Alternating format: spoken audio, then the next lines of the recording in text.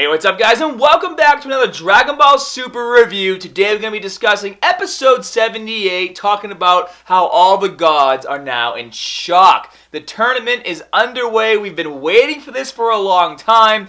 A lot of us are super excited because we're going to see the revival of a lot of our favorite characters. We got Android 17 entering the mix soon. I can't wait to see how he's introduced. Obviously, he's going to be one of the 10 fighters. We got to see Gohan finally, get back on track, but he's still wearing his dorky glasses for whatever reason when we know he doesn't really need them. But anyways, it was a nice episode to get things moving, but it's just kind of furthering the plot that Goku is starting to be a real, jackass. Goku, he should know better. He doesn't, he's just, all he cares about now is power and fighting strong people. Now, because of that, basically, there's 13 universes left. By the end of this tournament, there's only going to be one universe. I mean, that seems kind of drastic. Do I think it'll really play out that way?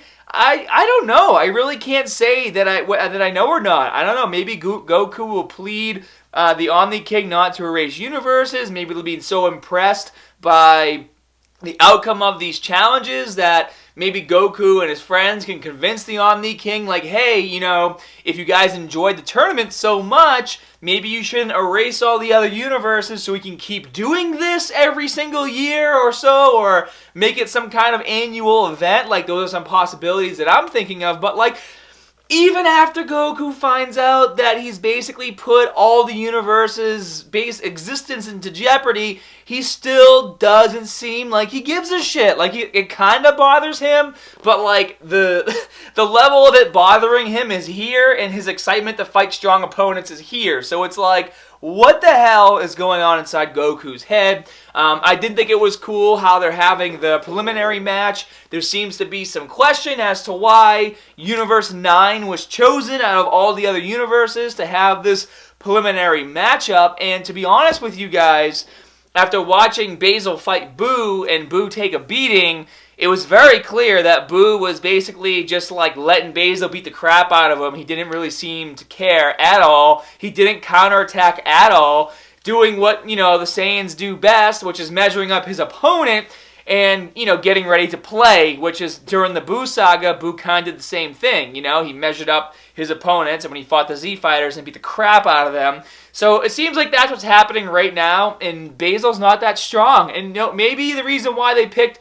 Universe 9 is to show that maybe that's not a strong universe. The three fighters are clearly all the same species, and they're supposed to be probably some of the strongest. Or maybe Universe 9, just picked the wolves. Maybe they're being sneaky, and they want to see just how strong our universe is, our Z fighters are, so they pick three fighters that aren't necessarily that strong to kind of measure up against us. We don't know yet. We obviously won't find out until the next episode, but clearly Boo has something up his sleeve, and he's probably going to beat the crap out of Basil in the next episode, which I'm excited to see. I also think it's pretty hilarious that Mr. Satan's there to kind of convince Boo to go out and fight. He's basically there to chaperone him. And did anybody else notice in the beginning of the episode that Mr. Satan looked like his normal, super tall, jacked self when they first saw Boo come to the area and they asked him to participate in the tournament? Is it just me, or did he look pretty jacked and tall? And then he quickly kind of reverted back to his shorter, skinnier self when he's hiding behind Boo. Maybe they do that on purpose, to show you just how inferior he is to the other fighters, or, he's kind of like a wimp, he's always hiding behind Boo. I don't know, but I thought it was cool, and I like Mr. Satan. I think they should still make him look badass. I kind of don't like how he looks so feeble, you know what I mean? But anyways, moving on from that, it was interesting to see that Vegeta still said no. Obviously Vegeta being the number one to want to fight against anyone. And I knew Goku was probably going to tell someone about, what's really happening.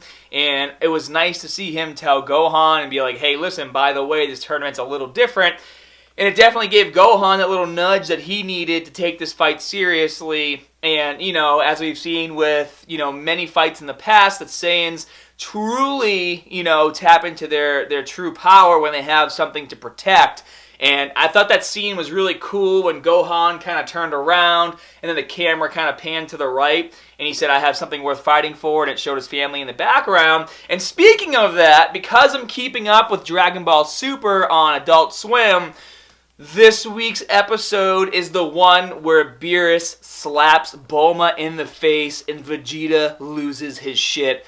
And I cannot wait to watch it. It's one of my favorite episodes in Super so far, and I'm going to keep that on my DVR for a while. It just, even seeing the previews gets me all like pumped up because of how powerful Vegeta really is when he taps into those emotions. And with Vegeta becoming, the nice, I don't know if I say nice guy, but I mean, for Vegeta starting to let his emotions show and being so concerned about Bulma and wanting to be there for when, I'm going to say daughter, is born, if he takes that with him into the universe and he's really starting to fight more to protect his family versus his pride, we're going to see a lot of interesting developments with Vegeta, and I'm really excited about it. And also, too, guys, like to kind of get into the tournament, the moments that I think are kind of funny is when Goku kind of like flies over to the Omni Kings and he's like, hey, what's up? And he puts his arm on the chair and everyone's like talking shit about him and getting pissed. But,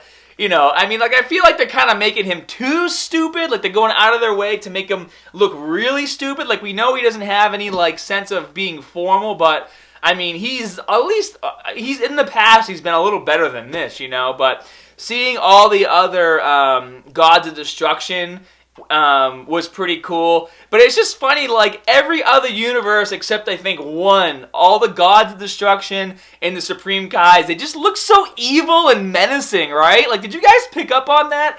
Every other universe, like they're all lowering down on their little floating platforms, and they just look so friggin' evil, except for like that only one. I'll post a photo if I can find it. But that one looked nice, the other one looked super evil. So I'm interested to see, obviously there's going to be a reason for all the universes, participating in this event. Do they all know that their universe is going to get wiped out if they lose? Chances are probably yes. Does that mean we're going to be seeing, some of these other universes doing some cheating? What are the other fighters going to be like? In the intro, we see Goku fighting that dude with like the gray head and the kind of black and red costume. Which universe is he from? We don't know. There's a lot of unanswered questions. And obviously after this preliminary tournament's done, they're going to start getting ready for the real tournament, and then that's when the teams are going to be finalized. And I'm wondering, maybe to make the tournament more exciting, because obviously, like, there's only so many Z fighters on the team that are super strong. Maybe they're going to have a timeline of them being able to train to get stronger. Maybe they'll go into the hyperbolic time chamber and kind of, take advantage of that to have more time to train to get stronger, to get ready for the universe, because Krillin, Master Roshi, we don't know how powerful 17 is. There's some of these characters need a huge power boost. Gohan needs to get his ass back to training for him to be ready in time. Piccolo's strong, but he's nowhere near the level he needs to be to compete with Goku and Vegeta. So lots of unanswered questions. Hopefully they'll be answered really soon. I'm excited for it. I hope you guys are too. Be sure to leave those comments down in the comment section below. And as always, more good stuff coming soon. See you guys.